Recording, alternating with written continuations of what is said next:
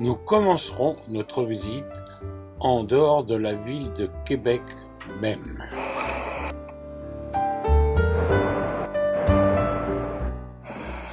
Les chutes de Montmorency sont situées à l'embouchure de la rivière Montmorency pour rejoindre le Saint-Laurent à l'extrémité de l'île d'Orléans.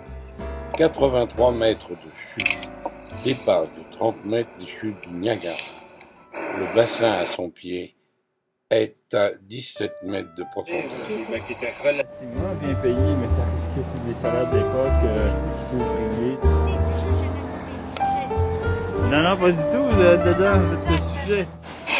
Au-dessus passe un pont routier. Les chutes de Montmorency sont réputées. Malheureusement, aujourd'hui, c'est pas couvert avec la mer et la neige. Nous sommes bien au mois d'août.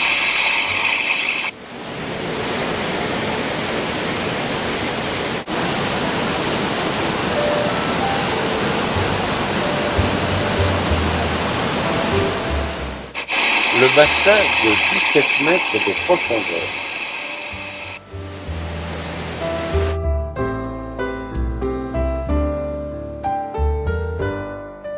Ce pont, traversant le Saint-Laurent, va rejoindre l'île d'Orléans. Sainte-Anne-de-Beaupré.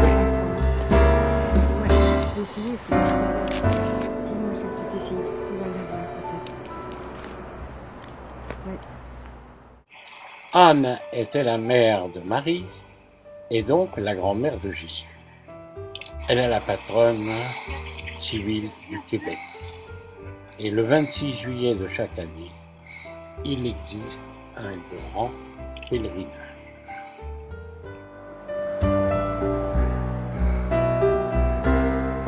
Seigneur élevé dans la gloire du Père, où tu intercèdes pour nous, prends pitié de nous.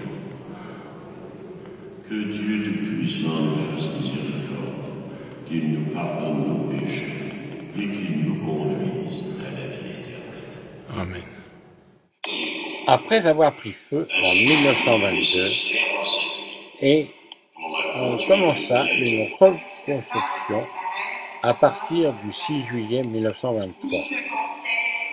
Décorée à la romaine, elle repose sur un roc.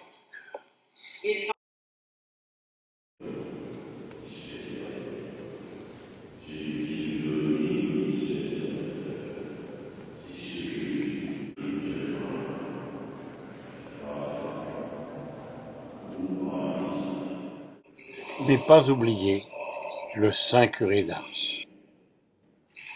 La chapelle de l'Immaculée Conception se trouve au sous-sol, en l'honneur de Marie. 178 mosaïques. Quant à l'orgue que vous pouvez voir, date de 1949.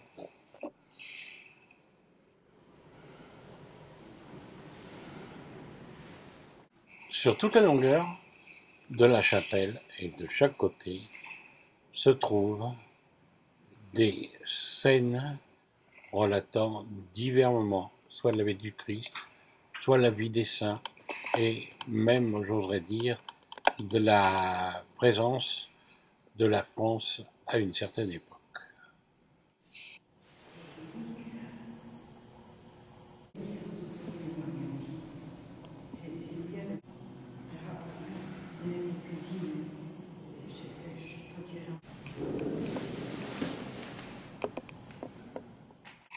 Avant de quitter cette chapelle, un dernier coup d'œil, vue du fond, vers l'autel. En deux panneaux différents, écrits l'un en anglais à notre gauche et à droite en français, l'histoire de Sainte Anne, bénis ma famille.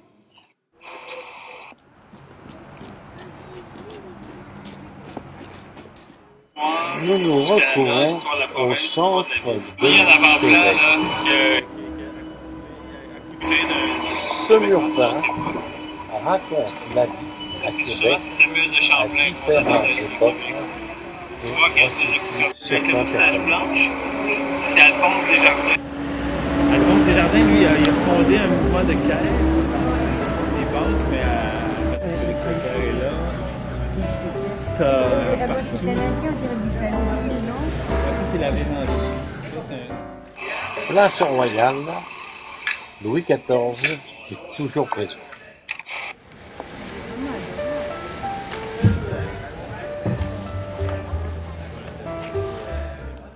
La place centrale à Québec.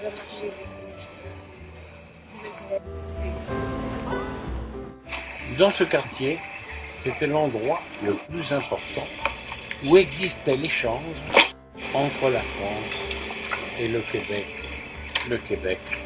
et la France. Et voici la rue sous le port.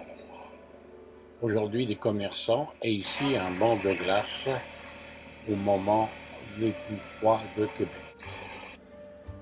Ça nous, le téléphérique remontant les gens au plus haut point de la ville.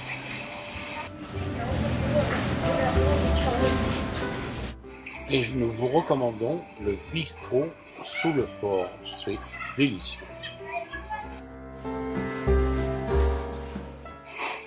Comme en France, ici, il y a des menus qui sont affichés et une manière de présenter qui vous met les papilles en éveil. Bordé de commerçants, nous sommes dans la rue du Petit Champlain.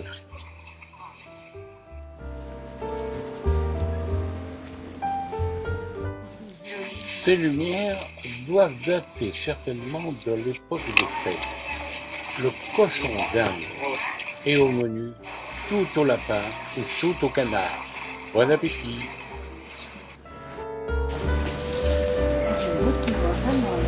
Ah oui. Nous tentons une nouvelle expérience.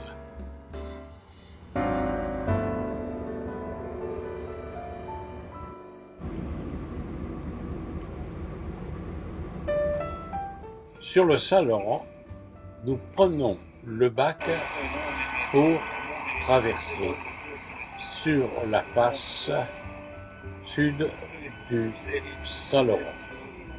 Nous traverserons avec un bac qui est plus ou moins un briseur de glace.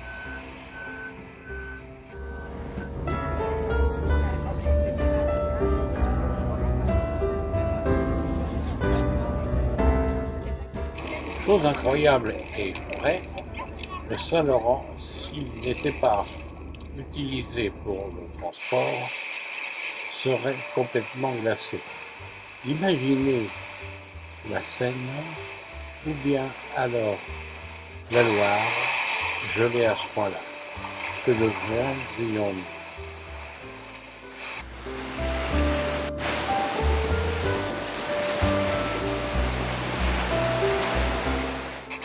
Et dans le sens inverse, un autre bac brise de glace.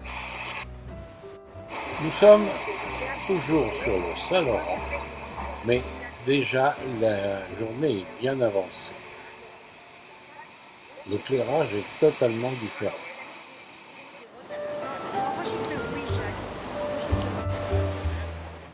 Face à nous, sur le point culminant de la colline, le hôtel Fermont.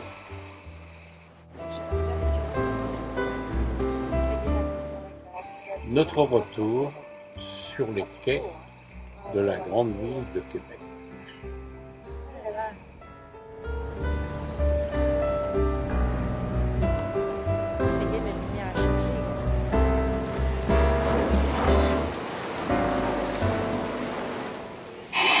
Le quartier ancien de la ville, avec ses tours, avec ses remparts, et qu'y a-t-il à notre droite? Vous allez le découvrir tout de suite. Tout simplement une patinoire où les gens de tous les âges viennent profiter et faire du patinage. Il faut bien dire que le Canada a quand même un climat qui permet justement cet entraînement. C'est pour ça que l'on trouvera qu'en patinage, les Québécois, les Canadiens sont très forts.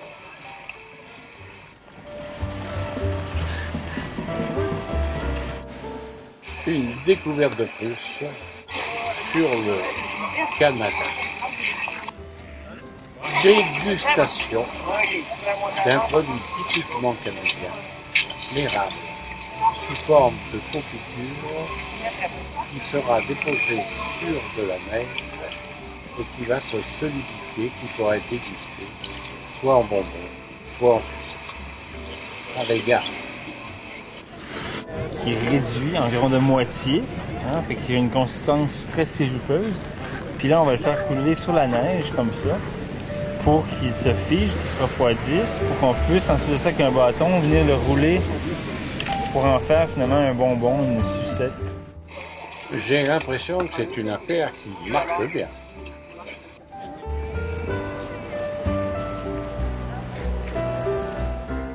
Nouvelle journée et le drapeau canadien domine le Saint-Laurent, du haut du fort.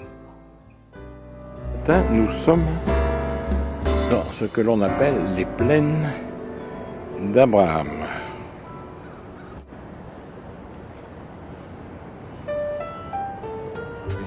Ça fait 108 hectares et ça a été conservé pour se souvenir de cette grande bataille qu'il y a eu entre les Anglais et les Français pendant la guerre de 7 ans. Vous savez, la guerre de 7 ans, beaucoup d'historiens disent que c'est un peu comme une première forme de guerre mondiale. Hein, parce que... Et il faut situer que ces plaines d'Abraham se situent en hauteur, au-dessus toujours du grand fleuve Saint-Laurent. Ici, le château qui fut construit par la suite. Nous quittons maintenant la ville de Québec pour une autre aventure. À bientôt. Et cette immense ligne de